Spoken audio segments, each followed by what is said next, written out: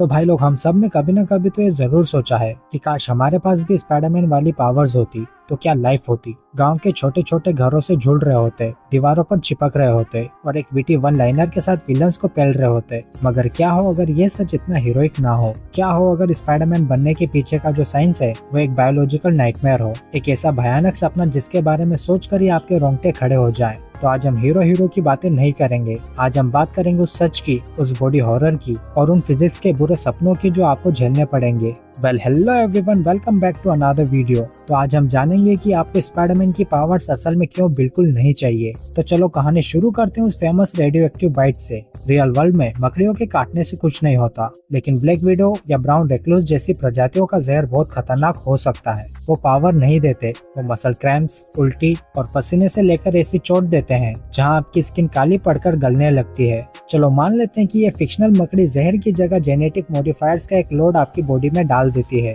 फिर भी आपके डीएनए को सेलुलर लेवल पर दोबारा लिखने का प्रोसेस इतना दर्दनाक होगा कि सिस्टम की वाट लग जाएगी। लेकिन चलो तुम ये दर्दनाक प्रोसेस झेल गए और पावर्स आनी शुरू हो गई। सबसे पहले सुपर स्ट्रेंथ। स्पाइडरमैन कार उठा सकता है, चलती ट्रेन रोक सकता है। ये इस बात पर बेस्ड है कि मकड़ियाँ अपने वजन से कई गुना ज्यादा उठा सकती है। बट प्रॉब्लम है एक छोटी सी चीज जिसे कहते हैं स्क्वायर क्यूब लॉ। अब देखो, मैं तुम्हें बोरिंग साइंस में नहीं घुसाऊंगा, तो सीधा मतलब समझते हैं। जैसे जैसे आप किसी बींग का साइज बढ़ाते हो, उसका वजन, उसकी हड्डियां कई ज्यादा तेजी से बढ़ता है। तुम्हारी नई मसल शायद 10 टन की बस उठाने की ताकत तो पैदा कर दे, पर तुम्हारी बाकी की बॉडी का क्या? भाई तुम्हारी हड्डियां तो इंसान वाली ही हैं। जिस मोमेंट तुम कोई सुपर हीरो वाला स्टंट करने की कोशिश करोगे, तुम हीरो नहीं बल्कि टूटे हुए जोड़े, फटे हुए लिगामेंट्स और चकनाचूर हड्डियों के एक ढेर की तरह दिखोगे। और भाई इस सब के लिए एनर्जी कहाँ से लाओगे? इसका मेटाबॉलिक कॉस्ट इतना ज्यादा होगा कि तुम सोच भी नहीं सकते। कुछ कैलकुलेशन ये बताते हैं कि स्पाइडरमैन के कारनामों के लिए एक पीक एथलीट से 1000 गुना ज्यादा एनर्जी चाहिए। अब नंबर तो पक्के नहीं है,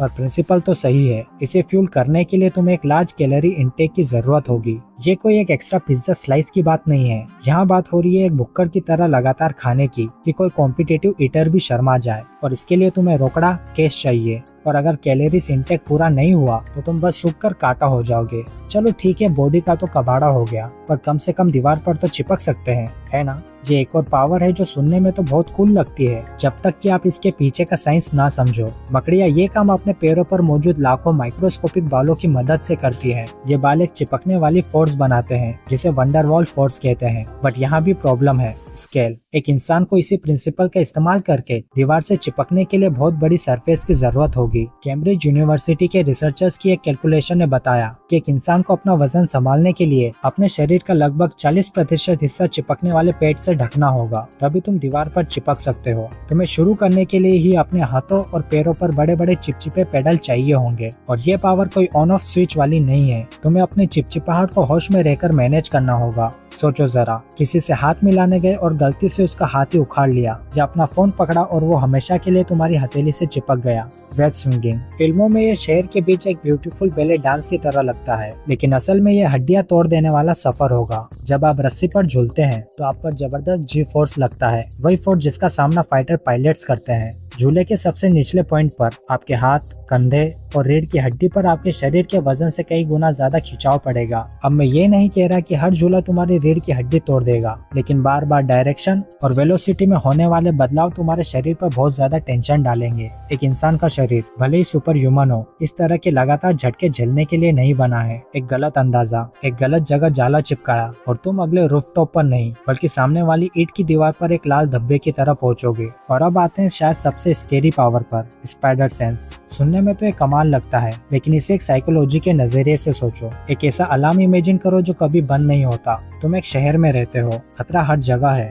हर समय। गली में तेजी से आती कार, किसी बिल्डिंग की ढीली ईंट, 2 ब्लॉक्स दूर एक छोटी सी लड़ाई। तुम्हारा स्पाइडर सेंस सिर्फ सुपर विलन के लिए नहीं बजेगा, वो हर चीज के लिए बजेगा। ये कोई सुपर पावर नहीं है, ये एक non stop high definition anxiety machine है सर। ये एक ऐसा नोटिफिकेशन है जो हर सेकंड तुम्हारे दिमाग में बजता रहेगा। तुम कभी आराम कैसे करोगे, तुम कभी सो कैसे पाओगे, जब तुम्हारा दिमाग 3 बिल्डिंग दूर एक गैस लीक या पास की गली में हो रही लूट के बारे में चिल्ला रहा हो? ये पावर तुम्हें मन की शांति नहीं देगी, ये उसे डिस्ट्रॉय कर देगी। तो आपकी बॉडी टूट चुकी है, फिजिक्स आपको मानने पर तुली है और आपका दिमाग एंजाइटी का एक चीखता हुआ गड्ढा है।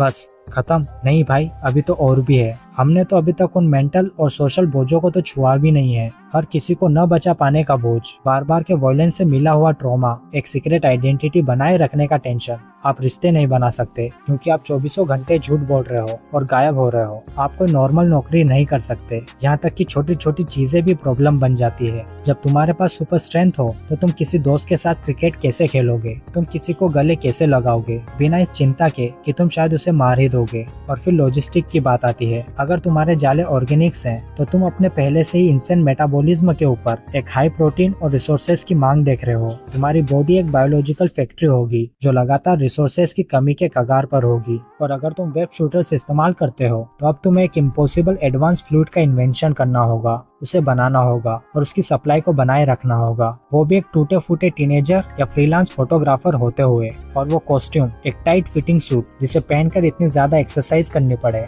भाई वो पसीने, बदबू और बैक्टीरिया का एक चलता फिरता हेल होगा जिसे रोजाना मरम्मत की जरूरत पड़ेगी। तो भाई अगली बार जब तुम स्पाइडरमैन बनने का सपना देखो तो इस सच को याद रखना, ये सिर्फ पावर और जिम्मेदारी के बारे में नहीं है, ये chronic pain, danger, psychological trauma और प्रैक्टिकल प्रॉब्लम की एक न खत्म होने वाली लिस्ट के बारे में है। पर आप लोग क्या सोचते हो, क्या कोई ऐसी पावर है जिसका डार्क साइड इससे भी ज्यादा क्रेजी है? इसके बारे में मुझे नीचे कमेंट्स में जरूर बताएं। और अगर आपको अपने पसंदीदा हीरोज की इस साइंस में डाइव लगाना पसंद है तो इस वीडियो को लाइक मार दो और इस चैनल पर नए हो तो अभी सब्सक्राइब कर लो। बायोलॉजिकल लेवल से लेकर फिजिक्स के लॉज और इंसान के दिमाग के नेचर तक, स्पाइडरमैन की पावर्स का तोहफा एक कीमत के साथ आता है। वो ताकत जो तुम्हारी अपनी हड्डियों को तोड़ सकती है, वो चिपचिपाहट जो जिंदगी को एक बुरा सपना बना देती है, वो झुलना जो एक टक्कर में खत्म हो सकता है, और वो सेंस जो तुम्हारी सारी शांति छीन लेता है। तो भाई लोग सीरियसली, स्पाइडरमैन बनने का सपना एक सपना ही अच्छा है। शायद एक नॉर्मल, दीवारों पर न चढ़ने वाला इंसान होना इतना भी बुरा नहीं है।